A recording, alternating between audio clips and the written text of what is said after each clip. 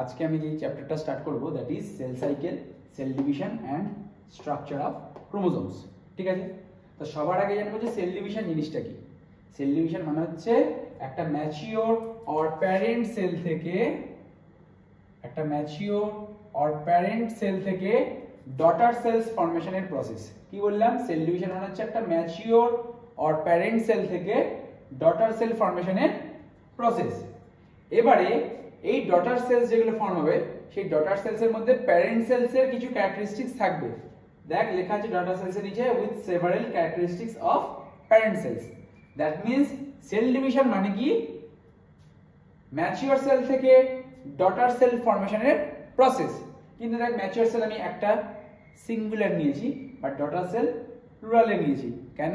কারণ daughter sales অনেকগুলো form হয়। ধর এটা একটা প্যারেন্ট সেল, এই প্যারেন্ট সেল থেকে দুটো ডটার সেলস ফর্ম হলো, তাই দেখ এখানে ডটার সেলস নিয়েছি।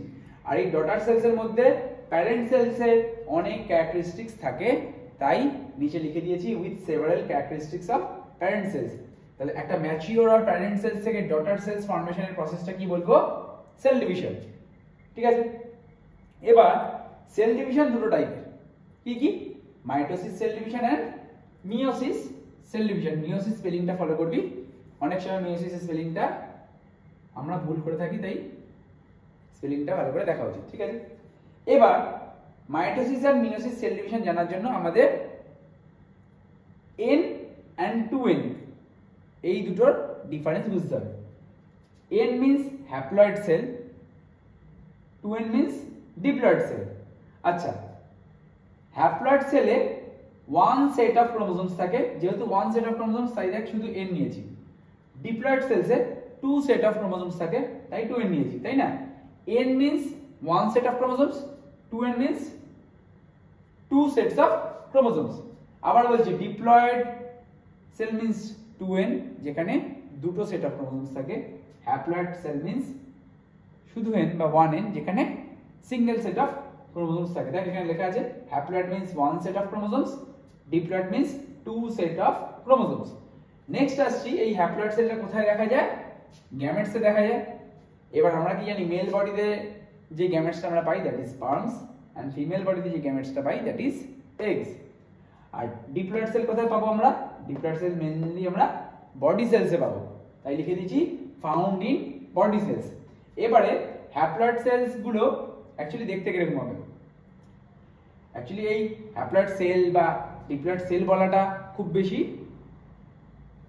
ঠিক নয়, কারণ এগুলো আমরা নিউক্লিয়াস নিয়ে স্টাডি করছি। তাই এখানে একটা নিউক্লিয়াসের স্ট্রাকচার দেখানো হয়েছে যেখানে তিনটে ক্রোমোজোম নিয়েছি, A chromosome, B chromosome and C chromosome. যদিও এ বি সি বলে কোনো ক্রোমোজোমস হয় না, ম্যাথমেটিক্যালি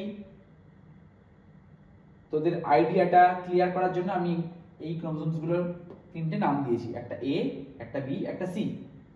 এবার দেখ এ ক্রোমোজোম এখানে সিঙ্গেল আছে, একদম একা। বি ক্রোমোজোমও সিঙ্গেল আছে, একা। সি ক্রোমোজোমও সিঙ্গেল আছে, একা। যখন ক্রোমোজোমস গুলো সিঙ্গেল থাকবে একটা নিউক্লিয়াসের মধ্যে বা একটা সেলসের মধ্যে, একটা সেলের মধ্যে, তখন আমরা সেই সেলগুলোকে বা সেই নিউক্লিয়াসটাকে বলবো হ্যাপ্লয়েড সেল। যখনই এই ক্রোমোজোমস গুলো পেয়ারে থাকবে, দেখ A A, B B and C C, তাই না?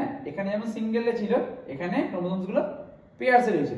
যখনই ক্রোমোজোম গুলো পেয়ারসে থাকবে তখন সেটাকে আমরা বলবো ডিপ্লয়েড সেল বা ডিপ্লয়েড নিউক্লিয়াস। ডিপ্লয়েড নিউক্লিয়াসকে আমরা 2N দিয়ে অ্যাপ্লিকেট করি।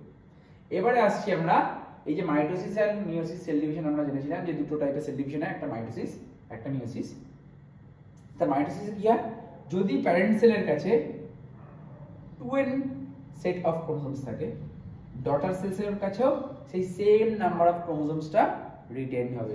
দেখ প্যারেন্ট সেলের কাছে 2N ছিল, ডটার সেলসের কাছেও 2Nই আছে, তাই আমি লিখে দিয়েছি chromosomes number remains same in daughter cell as in parent cell. কিন্তু meiosis cell division এ কি হয়? chromosome number becomes half. দেখ parent cell এর কাছে 2N ছিল, daughter cell এর কাছে N হয়ে গেল, মানে 2N এর ঠিক half, N and N। তাহলে chromosome number becomes half in daughter cell as compared to parent cell. আশা করি সেল ডিভিশনের এই টপিকটা বোঝা গেছে। আর একটা জিনিস না বললেও চলবে, যদিও তোরা জানিস যে সেল ডিভিশন কেন জরুরি আমাদের, এই লিভিং ওয়ার্ল্ডের জন্য। কারণ একটা সেল থেকে যখন দুটো সেল ফর্ম হচ্ছে, দুটো থেকে চারটে, এটা বেসিক্যালি কি মাল্টিপ্লিকেশনের একটা প্রসেস। মাল্টিপ্লিকেশনের জন্য আমাদের যে কোনো অর্গানিজমস বল বা প্লান্ট বল গ্রো করছে। কারণ একটা থেকে যখন দুটো সেল হচ্ছে, দুটো থেকে যখন চারটে সেল হচ্ছে, তখন অর্গানিজমটা সাইজে বড় হচ্ছে। যেমন আমরা যখন ছোট ছিলাম তখন আমাদের বডিতে যতগুলো সেল ছিল, আস্তে আস্তে আমরা যখন বড় হয়েছি নিশ্চয়ই নাম্বার অফ সেলসটা বেড়েছে। নাম্বার অফ সেলসটা বাড়ার সাথে সাথেই আমরা বড় বড় হচ্ছি। তা সেল ডিভিশনের ফাংশনই এটা, যে একটা সেল থেকে দুটো, দুটো থেকে তিনটে, মানে হিসাব মতন সেলসগুলোকে মাল্টিপ্লাই করা। একটা থেকে দুটো, দুটো থেকে চারটে, চারটে থেকে আটটে, এভাবে মাল্টিপ্লিকেশন প্রসেসটা চলতেই থাকে। তা সেল ডিভিশনের এই কনসেপ্টটা আশা করি তোমাদের ক্লিয়ার হয়েছে। নেক্সট দিন আমরা এর পরের পার্টটুকু স্টার্ট করব।